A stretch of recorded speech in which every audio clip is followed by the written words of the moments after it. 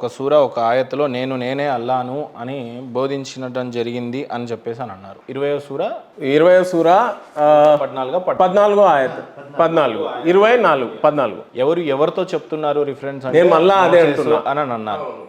Correct. Moses గారికి చెప్పినటువంటి ఈ రిఫరెన్స్, మోసెస్ గారి గురించి జరుగుతున్న రిఫరెన్స్ మొహమ్మద్ ప్రవక్త వారితో ఎందుకు జిబ్రియల్ చెప్పుండవచ్చు?